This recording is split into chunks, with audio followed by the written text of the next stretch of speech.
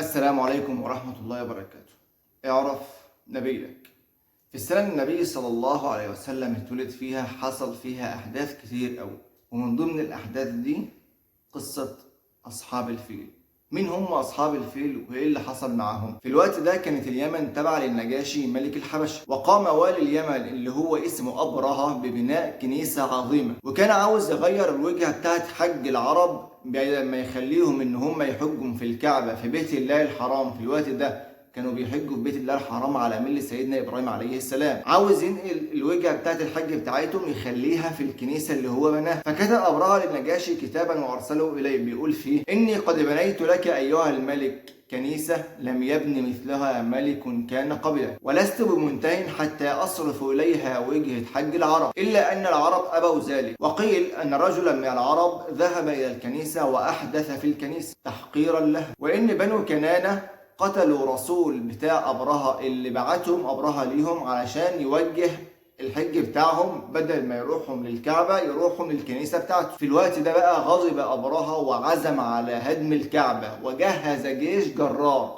ووضع في مقدمة الجيش فيل كبير كان معروف عندهم. فعزمت العرب على قتال أبرهة، وكان أول حد خرج من العرب علشان يقابل أبرهة رجل من أشراف اليمن دعا قومه للخروج، فاستجابوا لدعوته وخرجوا عشان يقابلوا أبرهة، فهزمهم أبرهة شر هزيمة. ومش كده وبس، ده اتاخد حتى كمان أسير وسيق إلى أبرهة. ولما وصل أبرهة ورجاله إلى الطائف خرج مجموعة من الطائف يدلوا أبرهة على مكان الكعبة فين. ومش كده وبس، ده خرجوا معاه رجل كدليل يعرفوا مكان الكعبة فين، بس الراجل ده ماتوا هم في الطريق. والسبب في اللي الطائف عملته ان هم ما كانوش عاوزينه يهدم اللات اللي الطائف عملوه. وبعد كده أبرهة ساق مجموعة من الجيش بتاعه علشان يجيبوا له أموال قريش، وكان من بين الأموال اللي سيقت لأبرهة دي 200 من البعير لعبد المطلب جد رسول الله صلى الله عليه وسلم، كبير قريش وسيدها. فلما عبد المطلب عرف انطلق إلى أبرهة وقال لترجمانه: ماذا تريد وما هي حاجتك؟ فقال: حاجتي أن يرد علي الملك 200 بعير اللي أخذهم مني. فلما قال الترجمان لأبرهة فقال أبرهة ورد عليه: أتحدثني في 200 بعير أصبتها منك وتترك بيتا هو دينك ودين آبائك جئت لأهدمه ولا تحدثني فيه؟ قال عبد المطلب: أنا رب الإبل، ولما البيت فله رب يحميه وسيمنعه. فتكبر أبرهة كده وقال له: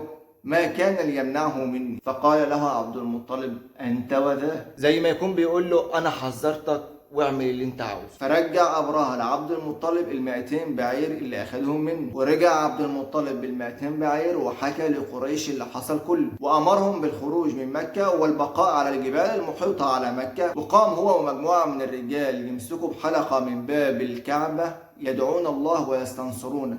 وبعد كده أخذ الرجالة وطلعوا على الجبال يتفرجوا على اللي هيحصل ايه. وبعد كده امر ابرهة والجيش والفيل في مقدمته بالدخول الى مكة المكرمة، الا ان الفيل برك ولم يتحرك. قعدوا يضربوا فيه ويوغزوا فيه علشان يقوم، ابدا. جم يوجهوه ناحية اليمن قام جري، جم يوجهوه ناحية الشام قام يجري، جم يوجهوه ناحية الشرق قام يجري، الا مكان واحد بس كل ما يجي يوجهوه ليه يبرك ويقعد مكانه، وهو في مواجهة الكعبة. فأراد الله سبحانه وتعالى الهلاك للجيش والقائد بتاعه، فأرسل إليهم جماعات من الطير، مع كل طائر 3 أحجار، حجر في منقاره وحجرين في رجله. الأحجار دي ما كانت تصيب أحد إلا أهلكت. الأحجار دي كانت في حجم العدس، تركتهم كأوراق الشجر الممزقة. وأصيب أبرهة في جسده وأصبح جسده يقع منه قطعة قطعة. وهي دي قصة أصحاب الفيل اللي ربنا سبحانه وتعالى ذكرها في القرآن، كانت في السنة اللي اتولد فيها النبي صلى الله عليه وسلم.